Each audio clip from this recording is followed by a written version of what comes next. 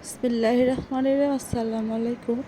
আমার ছাদের এই পাকা পাকা টমেটো, এই টমেটো থেকে আমি পরবর্তী সিজনের জন্য আমি বীজ সংরক্ষণ করব এবং কোন পদ্ধতিতে বীজ সংরক্ষণ করলে অনেক ভালো হয় এবং পরবর্তী সিজনে 100% জার্মিনেশন রেট পাওয়া যায়, আমি কিভাবে বীজ সংরক্ষণ করি সেই বিষয়ে ভিডিও নিয়ে আসছি।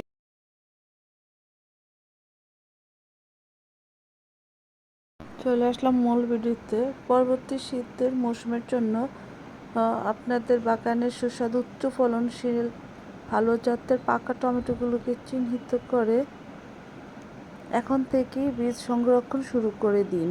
বীজের জন্য গাছ পাকা টমেটো সবচেয়ে উত্তম, তবে অতিরিক্ত পাকা, অপরিপক্ক ও বিকৃত টমেটোগুলো বীজের জন্য পরিহার করুন। বীজের জন্য প্রথমেই আমি ছুরি বয়াম সব কিছু ভালোভাবে পরিষ্কার করে নিয়েছি।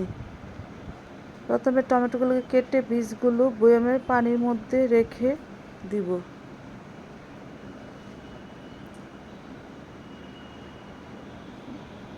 যে এখন কেটে কেটে বয়ামের মধ্যে বীজগুলো রেখে দিব।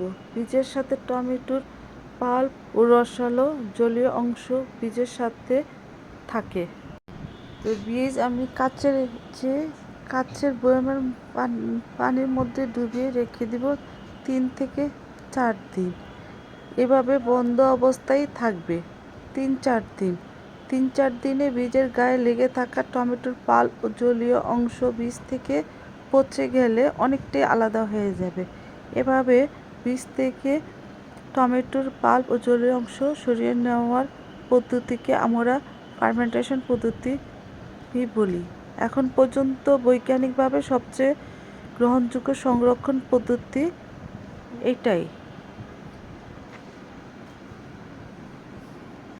3 থেকে 4 দিন পর ফার্মেন্টেশন প্রক্রিয়া শেষ হলে বীজগুলোকে শুকনো ছাকনার মধ্যে রেখে পানির কলের নিচে ভালো করে ধুয়ে নিতে হবে। এই যে 3 থেকে 4 দিন পর আমার যে আগের বীজগুলো যেটা আমি করেছিলাম সেই বীজগুলোকে এখন আমি ছাকনার থেকে কলের নিচে ভালো করে ধুয়ে নিয়েছি। দেখুন কোনো পাল্প ও জলীয় অংশ নেই, একদম পরিষ্কার হয়ে গিয়েছে। এখন এটাকে আমি একটা ইয়েতে রেখে দেবো, ছায়াযুক্ত জায়গায়। আমি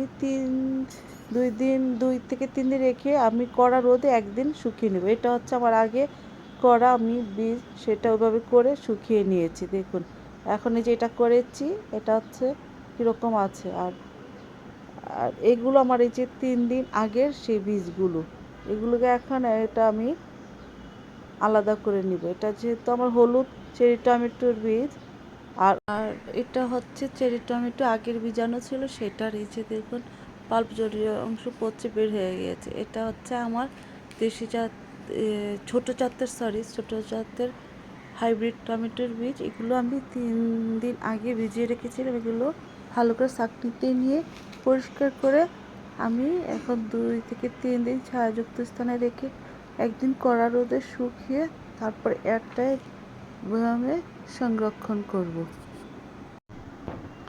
এই যে এগুলো দেখুন পাল্প জলীয় অংশ সম্পূর্ণ আমার পরিষ্কার হয়ে গিয়েছে। এখন আমার রেডি হয়েছে। এখন আমি এটা ছায়াযুক্ত স্থানে রেখে দিব।